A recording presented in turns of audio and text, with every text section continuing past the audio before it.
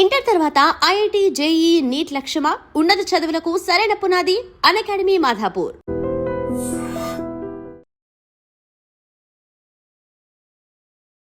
అందరికీ నమస్కారం.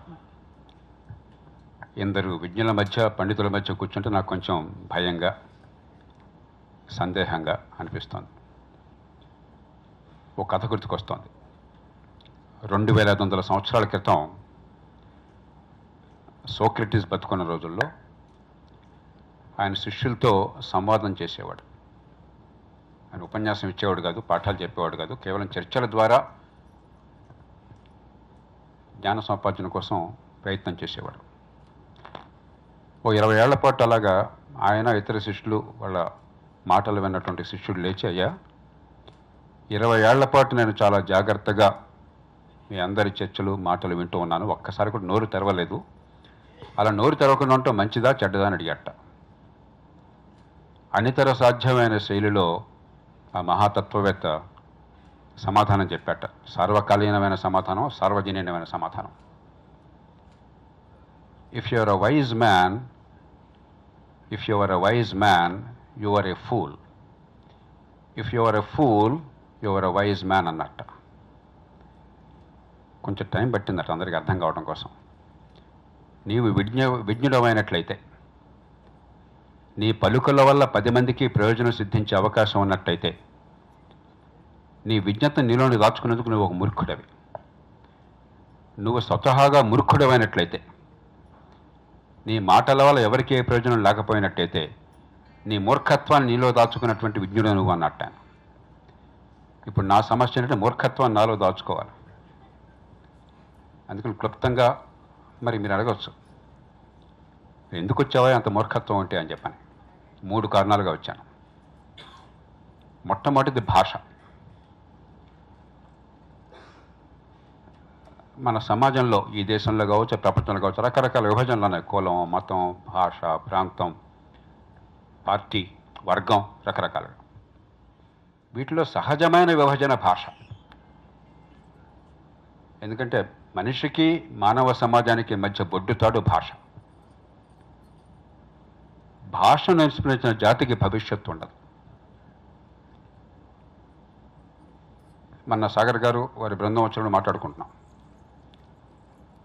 తెలుగు తెలియకపోవటం చాలా గొప్ప అనుకున్న మూర్ఖత్వం విరాజిల్లుతున్న సమాజంలో మనం ఉన్నాం. తెలుగు తెలియకపోతే ఆంగ్లం బాగా వస్తుందని భ్రమలో ఉన్నాం మనం. ఒక భాష మీద పట్టు లేకుండా మరో భాష రాదు.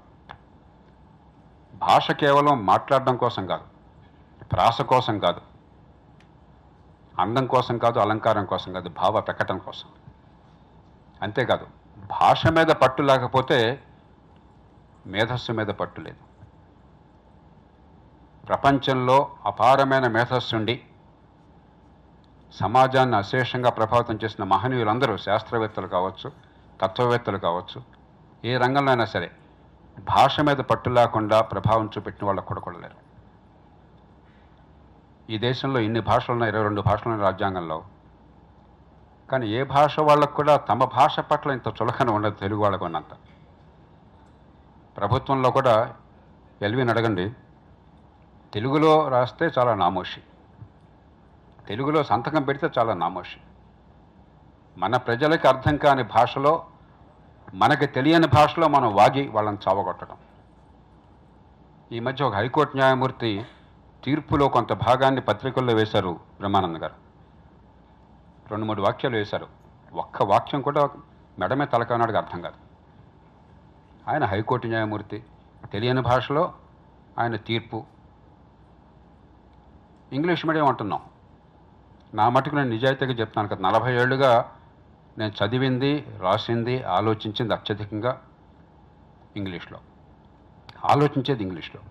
అనుక్షణం నేను మాట్లాడుతున్నప్పుడు తెలుగు అనువదిస్తుంటాను, తెలుగులో కూడా రాస్తాను, కానీ అనువదించి రాస్తుంటాను. ఇంగ్లీష్ వద్దని నేను అంటలే, కానీ ఇంగ్లీష్ మీడియం అన్న పేరుతో ఇంగ్లీష్ తెలియని పిల్లలకి, ఇంగ్లీష్ తెలియని పంతులు ఇంగ్లీష్లో పాఠాలు చెప్పే ప్రయత్నం చేస్తున్నాడు. అటు ఇంగ్లీషు రాక, తెలుగు రాక, విషయం బోధపడక పనికిరానే వాళ్ళని తయారు చేస్తున్నాం సమాజంలో. ఈ నేపథ్యంలో ఇంగ్లీషు నేను ప్రేమిస్తున్నాను, ఇక్కడ ఉన్న వాళ్ళతో ప్రేమిస్తున్నాను. దాన్ని వద్దని ఎవరు అనరు వాళ్ళ సమాజంలో. కానీ పిల్లలకి ఏ భాషలో అర్థమవుతుందో, చుట్టూ ఉన్న సమాజంతో ఏ భాషలో సంపర్కం ఉందో ఆ భాషలో మనం పాఠాలు చెప్పకుండా తొలి కొద్ది సంవత్సరాల్లో ఆ పిల్లవాడి లేక ఆ పిల్ల మేధస్సు వికసిస్తుంది అనుకుంటే మన మూర్ఖత్వం తప్ప ఇంకెళ్ళదు. ఈవేళ మన దేశంలో ఉన్నంత పరమ దారుణంగా పాఠశాల విద్య ప్రపంచంలో అతి కొద్ది దేశాల్లో ఉంది. ఏ పెద్ద దేశంలోనూ ఇంత దారుణమైన విద్య లేదు. ఇది ఒక్కటే కారణం కాదు, కానీ భాష ఒక కీలకమైన కారణం. అర్థం కాని విషయాలు అర్థమవని భాషలో అర్థం కాకుండా చెప్పినట్టు నటించి, బట్టి పడితే కాపీ కొడితే చాలని పరిస్థితి కల్పించి బతుకుల్ని నాశనం చేస్తున్నాం, ఈ సమాజ భవిష్యత్తుని నాశనం చేస్తున్నాం. ఈ నేపథ్యంలో తెలుగు భాష మీద మమకారాన్ని పెంచాలి. అటు సాంకేతిక విజ్ఞానాన్ని, ఇటు ఆహ్లాదాన్ని భాషతో కలపాలి. ఆ ప్రయత్నాన్నే ఈవేళ సాగర్ గారు వారి బృందం చేస్తున్నారు. అందుకోసం నేను వచ్చాను మొట్టమొదటి. రెండోది సంస్కృతి. ఒక అసాధారణమైన సంస్కృతి మనది. ప్రతి సంస్కృతిలో సాంప్రదాయంలో చాలా గొప్పతనం ఉంటుంది, కొంత మూర్ఖత్వం ఉంటుంది. సంప్రదాయం పేరుతో కులం ఉన్నది, కుల వ్యవస్థను కులం పేరుతో విచక్షణ ఉన్నది, దాన్ని తిరస్కరిద్దాం. సాంప్రదాయం పేరుతో మూఢనమ్మకాలు ఉన్నాయి, దాన్ని అణిచివేద్దాం. సాంప్రదాయం పేరుతో లింగ వివక్ష ఉన్నది, దాన్ని తిరస్కరిద్దాం. కానీ సాంప్రదాయాన్ని తిరస్కరించామనేవాడు మూర్ఖుడు. ఆ పునాదులు లేకుండా బతకాలనుకునేవాడు గాలిలో దీపం పెట్టేవాడు. ఎవరో ఒక పెద్ద ఆయన, ఒక విజ్ఞుడు చెప్పారు, చాలా ఏళ్ల క్రితం ఆయన ఇండోనేషియా వెళ్ళినప్పుడు ఎక్కడ చూసినా కూడా రామాయణము, అయోధ్య ఆ పేర్లు కానీ లేకపోతే సంస్కృతి కానీ కనిపించింది. ఆయన ఆశ్చర్యంగా అడిగా, మీది ఇస్లాం మతం కదా, ఈ గొడవ అంతా ఏంటని అడిగట. ఆయన చాలా గర్వంగా చెప్పాట, ఇండోనేషియన్ నాయకుడు, Islam is our religion, our faith. Ramayana is our culture. ఆ విషయం మర్చిపోయినా మనం ఈ దేశంలో.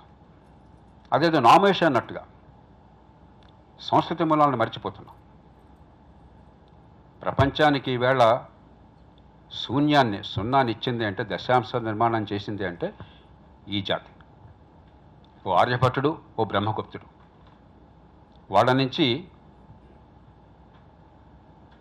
ఈ ఇండియన్ న్యూమరల్స్, భారతీయ ఈ అంకెలు, ఇక్కడి నుంచి ఓ భారతీయుడు ఒక బౌద్ధాన్ని స్వీకరించిన వాడు అబ్బాసిడ్ క్యాలిఫేట్లో అక్కడ ఉన్నత స్థానానికి వెళదామని చెప్పని అక్కడికి వెళుతూ ఈ గ్రంథాన్ని తీసుకెళ్ళాడు, బ్రహ్మగుప్తుడి గ్రంథాన్ని తీసుకెళ్ళాడు.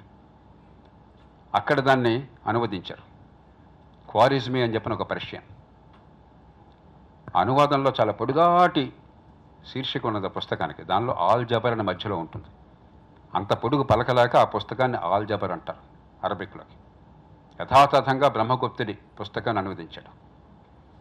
అక్కడి నుంచి 12వ శతాబ్దంలో ఫ్యాబునిక్స్ ఇతరుల ద్వారా ఇటలీకి పోయింది. అక్కడి నుంచి డవిన్సీ అందుకున్నాడు, లియోనార్డో డవిన్సీ. అక్కడి నుంచి యూరోప్కి వెళ్ళింది. అది లేకపోతే ఆధునిక గణితం లేదు. ఆ ఆల్జబర్ అన్న పేరు నుంచి ఆల్జిబ్రా వచ్చింది. ఆల్జబర్ అన్న పేరు నుంచి ఆల్గారిథం వచ్చింది. మూలం ఈ సమాజం నుంచి, ఈ గడ్డ నుంచి వచ్చింది. మన సంస్కృతిలో పొరపాట్లను సవరిద్దాం, కానీ దానిలో ఔన్నత్యాన్ని గుర్తించకుండా మిడిమిడి జ్ఞానంతో, అజ్ఞానంతో, మూర్ఖత్వంతో ఉంటే మన మూలాలను కోల్పోతే నష్టపోయేది ఈ సమాజం, మన భవిష్యత్తు. కాబట్టి సంస్కృతిని గౌరవించాలి, దానిలో ఉన్న గొప్పతనాన్ని పెంచాలి, దానిలో ఉన్న మూర్ఖత్వాన్ని నిర్జించాలి. మూడోది, మరేమండి రామాయణం, మహాభారతం, ఈ సంస్కృతి అంతా దేవుడు, దైవత్వానికి సంబంధించిన. దేవుడికి సంస్కృతి సంబంధం ఉండాల్సిన అవసరం లేదు. నా మటుకు నేను సంశయవాదిని, అగ్నాస్టిక్. నాకు తెలియదు దేవుడు నాడు తెలియదు. చిన్ననాడు మా తల్లిదండ్రుల పాటు నేను కూడా పూజలు చేసేవాడిని. గణేష్ చవితి నాడు వినాయకుడి కథ చదివేవాడిని. ఎప్పుడో 13 ఏళ్ల వయసులో బెట్టన్ డ్రెస్సులు చదవడం మొదలెట్టిన తర్వాత దేవుడికి నాకు పెద్దగా సంబంధం లేదని అనిపించింది. నేను ఎప్పుడు చెప్తుంటాను, నాకు దేవుడికి ఉన్న సంబంధం మ్యూచువల్ నాన్ ఇంటర్ఫియరెన్స్. దేవుడు నన్ను గురించి పట్టించుకోకపోతే నేను కూడా దేవుడిని గురించి పట్టించుకోను, ఆయన సంగతి ఆయన చూసుకునేవాడు. కానీ దేవుడు ఉండక్కర్లే. మన సాంప్రదాయంలో అతి గొప్ప వాక్యం నాకు నచ్చింది ఏమిటంటే ఋగ్వేదంలో, ఏకం సత్ విప్రా బహుధా వదంతి. సత్యం ఒక్కటే, విజ్ఞులు బహురూపాల్లో సత్యాన్ని దర్శించే ప్రయత్నం చేస్తారు, దారులు వెతుక్కుంటారు. ప్రపంచ తార్కిక చింతనలో ప్రపంచంలో ఎక్కడ కూడా ఇంతటి లోతైనటువంటి అవగాహనతో ఎక్కడ సత్యం ఉన్నా వెలికి పట్టుకుంటాం, సత్యం కోసం దారిని వెతుక్కుంటాం అని చెప్పిన వాళ్ళు లేరు. అందుకే ఈ దేశం 2500 సంవత్సరాల క్రితం యూదులు ఈ దేశానికి వస్తే అప్పటి నుంచి ఇప్పటిదాకా శాంతియుతంగా వాళ్ళ సంప్రదాయాన్ని నడపగలుగుతున్నారు. జీసస్ క్రైస్ట్ ఎక్కిన కొద్ది కాలంలోనే సెయింట్ థామస్ ఈ దేశానికి వస్తే అప్పటి నుంచి ఇప్పటిదాకా క్రైస్తవులు శాంతియుతంగా తమ మతాన్ని, తమ విశ్వాసాలని అమలు చేసుకోగలుగుతున్నారు ఆటంకం లేకుండా. మహమ్మద్ ప్రవక్త మక్కా నుంచి మదీనాకి వెళ్ళిన తర్వాత కేవలం 1-2 దశాబ్దాలకి అరబ్బులు ఇక్కడికి వస్తే అప్పటి నుంచి ఇప్పటిదాకా ఇస్లాంని ఈ దేశంలో ఏ రకమైన అడ్డంకి లేకుండా చేసుకోగలుగుతున్నారు. లొంగిపోకుండా అందరికీ అవకాశం ఇచ్చినటువంటి జాతి ఇది, అన్నిటిని ఇముడ్చుకున్న జాతి ఇది. చాలామంది మన సాంప్రదాయంలోకి వెళితే, మన రామాయణ మహాభారతంలో పిల్లలకు చెప్తే ఏదో మన మతాన్ని చెప్తున్నాం, మరొకటి చెప్తున్నాం అన్నటువంటి పొరపాటు భావంతో ఉన్నారు. ఇందాక వారు చెప్తున్నారు శ్రీమద్ రామాయణ కల్పవృక్షాన్ని గురించి. ఇదే గడ్డ మీద, తెలుగు గడ్డ మీద శ్రీమద్ రామాయణ విశ్వవృక్షం అని చెప్పి ముప్పాడు రంగనాయకంగా రాశారు. ఎవరు ఆయుధాలు పెట్టామని కొట్టలేదు, ఎప్పటికి కూడా ఎవరు సజీవంగా ఉన్నారు. ఈ మధ్య ఫోన్లో మాట్లాడాను. వారి భావం వారిది, వారు అనుసరించేవారంటే అనుసరించేవాడిని అభ్యంతరం లేదు. ఎంత ధీమా కావాలి దానికి, ఆ భావానికి. ఎలాంటి భావాన్ని అయినా సరే, ఎలాంటి విమర్శను విమర్శించుకునేటువంటి అద్భుతమైనటువంటి ఒక దూరదృష్టి ఉన్న, అందరినీ సమ్మిళితం చేసేటువంటి శక్తి ఉన్నటువంటి సమాజం మనది. కాబట్టి మనం మన నమ్మిన దేవుడితోనో నమ్మిన సిద్ధాంతాలతోనో ముడిపెట్టాల్సిన అవసరం లేదు. ఈ 3 ఈవేళ సమాజంలో అందరికీ అర్థం కావాలి. ఇందాక దేశం గురించి మాట్లాడారు విఎస్ఆర్ మూర్తి గారు. ఒక జాతి అంటూ ఉన్నది, 145 కోట్ల మంది ఉన్నారు. ఎప్పుడో బాలగంగాధర తిలక్ అన్నాడు, దేవరకొండ బాలగంగాధర తిలక్, ప్రార్థన అనుకుంటాం గీతంలో అన్నాడు ఆయన. ఈ దేశం ఆనాడు 40 కోట్ల మంది నిజమైన ప్రాణం ఉన్న మనుషులున్న దేశం. ఈ దేశం గజానికో గాంధారికొడుకున్న విచిత్ర సౌధం. ఈ దేశం కడుపు నిండా తిండి, గుండె నిండా ఆహార్యం, బతుకు పొడుగునా కాస్తంత స్వతంత్రం ఉంటేనే చాలు అనుకునే నిర్భాగ్యులు కోటాను కోట్లుగా ఉన్న దేశం. ఈ దేశం ఉంది, ఈ దేశంలో ప్రజలు ఉన్నారు, వాళ్ళకు మంచి భవిష్యత్తు ఇచ్చే అవకాశం అన్నది. మానవ ఇతిహాసంలో తొలిసారిగా అందరి అవకాశాలని పెంచి పేదరికాన్ని తొలగించి వాళ్ళ శక్తి సామర్థ్యాన్ని వికసింపజేసి నివారించదగ్గ క్లేశాన్ని నిర్మూలించే అవకాశం ఈవేళ ఈ శతాబ్దంలో మనకున్నది. అందుకు భాషని, సంస్కృతిని, తర్కాన్ని ఆయుధంగా వాడతామని ఆశిస్తూ, దాన్ని ఈ దేశంలో ఉన్న పిల్లలకి, తెలుగునాట ఉన్న పిల్లలందరికీ కూడా సులభంగా, ఆకర్షణీయంగా, ఆహ్లాదకరంగా అందించేటువంటి అద్భుతమైన ప్రయత్నం చేసినటువంటి సాగర్ గారిని, వారి బృందాన్ని మనసారి అభినందిస్తూ, ఒక్కటే కోరిక, అభినందించడంతో పాటు పోషించండి. ఓ సినిమాకి 500 ఖర్చు పెడుతున్నాం, సినిమాకి వెళ్ళొద్దని అంటలే. మా శ్రీమతి ఎప్పుడు చెప్తూ ఉంటుంది, చెత్త సినిమాలు కూడా ఎందుకు చూస్తామని చెప్పంటే, పాపం కష్టపడి తీశారు కదండి, చూడకపోతే ఎట్లా అని చెప్పండి. సినిమా చూడదండి అంటలా. ఒక సినిమాకి 500 ఖర్చు పెట్టేది, ఓ సంవత్సర కాలం భాష నేర్చుకోవడం కోసం 500 ఖర్చు పెట్టలేమా? అంత కష్టంగా ఉన్నాం మనం.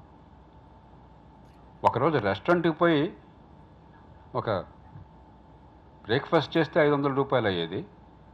మన సంస్కృతిని కాపాడుకోవటం కోసం, పిల్లలకి ఆ పునాదులు ఇవ్వడం కోసం 500 ఖర్చు పెట్టలేమా? పోషించాలి. మాటలు చాలు.